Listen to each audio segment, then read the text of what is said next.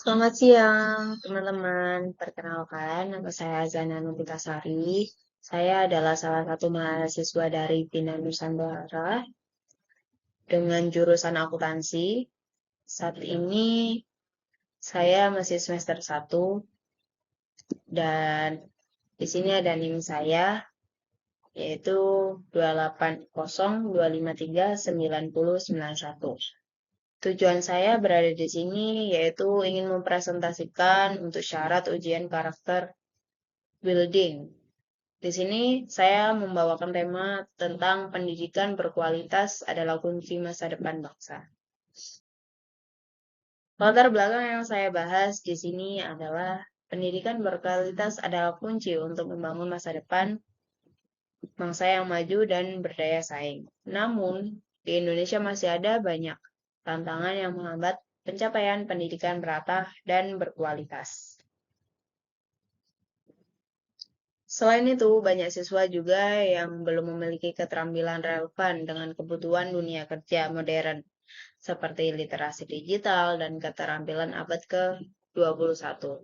Oleh karena itu, dibutuhkan kolaborasi antara pemerintah, lembaga pendidikan, masyarakat, dan sektor swasta untuk menciptakan pendidikan yang inklusif, relevan, dan adaptif.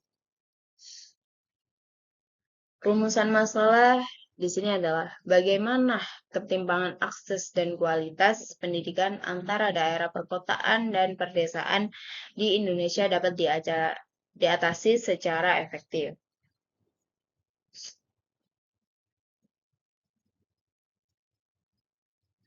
Ketimpangan akses pendidikan antara daerah perkotaan dan perdesaan juga masih banyak di seluruh sudut negeri. Banyak sekolah di daerah terpencil yang kekurangan fasilitas, tenaga pengajar yang berkualitas, dan akses teknologi. Dan dampak pandemi COVID-19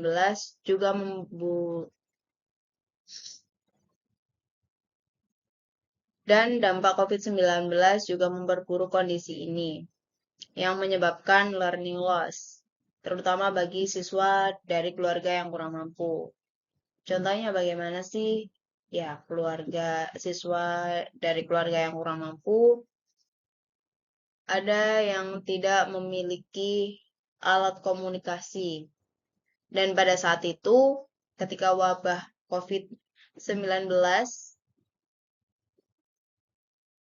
semua pekerjaan pendidikan itu dilakukan dengan online learning gitu.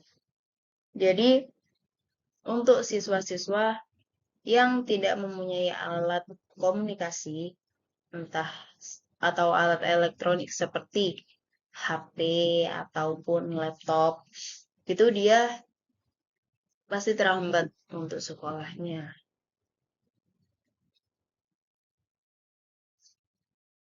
Di sini ada hasil temuan. Ini hasil temuan bukan temuan dari waktu saya wawancara dengan narasumber, tetapi saya melakukan observasi di internet. Dan saya menemukan 3 hal ini dalam kasus pendidikan yang kurang berkualitas, kurang merata, dan fasilitas yang sangat buruk untuk pendidikan. Yang pertama yaitu gaji guru honorer. Di Indonesia, gaji guru honorer masih sangat rendah dan bisa dibilang sangat tidak wajar. Karena guru adalah pekerjaan jasa untuk mencerdaskan anak-anak bangsa. Ya bagaimana kalau gurunya aja dikasih fasilitas yang rendah gitu.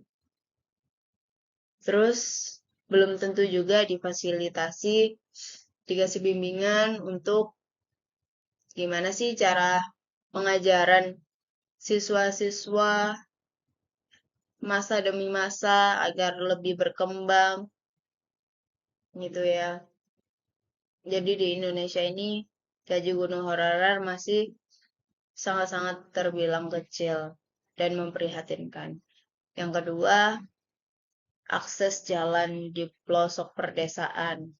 Terlihat di gambar tersebut ada siswa-siswi yang entah berangkat sekolah atau pulang sekolah yang setiap harinya melewati jalan yang penuh dengan lumpur yang mengharuskan dia mencopot sepatunya. Tidak seperti di perkotaan. Di perkotaan sudah tertata rapi, bersih, tapi sedangkan di pedesaan sangat-sangat kurang fasilitas. Tidak ada pembangunan infrastruktur untuk jalan ataupun fasilitas sekolah. Contohnya ada di nomor 3. Gambar nomor 3 terlihat kelasnya sudah tidak layak untuk dijadikan ruangan belajar. Sudah pasti itu tidak nyaman. Bangku, kursi terlihat sangat-sangat kusam. Atap sudah bolong, apalagi ketika nanti belajar, lalu hujan turun, sudah pasti bocor. Sudah pasti tidak nyaman seorang pengajar dan siswanya. Jadi akhirnya siswanya juga bingung harus kemana ketika hujan. Dan sangat mengganggu proses pembelajaran. Untuk solusi yang saya tawarkan di sini ada 4, yaitu 1 adalah mempercepat pembangunan infrastruktur pendidikan dan meningkatkan akses teknologi dan internet di daerah terpencil. Memberikan insentif guru dengan layak dan memberikan fasilitas bimbingan untuk pengajar atau guru. Yang keempat adalah meningkatkan anggaran untuk pendidikan. Anggaran untuk pendidikan itu buat apa sih? Ya, seperti kita lihat ya, dengan kondisi gambar ketiga tadi, adalah untuk pembangunan sekolah agar lebih layak. Terus untuk membantu siswa-siswa yang kurang mampu dan akhirnya bisa bersekolah. Banyak yang bisa dilakukan dengan anggaran untuk menunjang pendidikan. Yang terakhir adalah refleksi diri dari proyek ini. Sebagai seorang yang peduli terhadap perkembangan pendidikan, saya terpanggil untuk turut berkontribusi dalam upaya pemerataan akses dan kualitas pendidikan. Salah satu langkah kecil yang bisa saya lakukan adalah meningkatkan kesadaran di lingkungan sekitar saya tentang pentingnya pendidikan bagi semua anak, tanpa memandang latar belakang atau lokasi tempat tinggal. Selain itu, saya juga bisa berperan dalam kegiatan sosial seperti pengabdian masyarakat atau menjadi relawan dalam program pendidikan bagi daerah yang masih tertinggal. Sekian presentasi dari saya, Azan Anugitasari, dan terima kasih.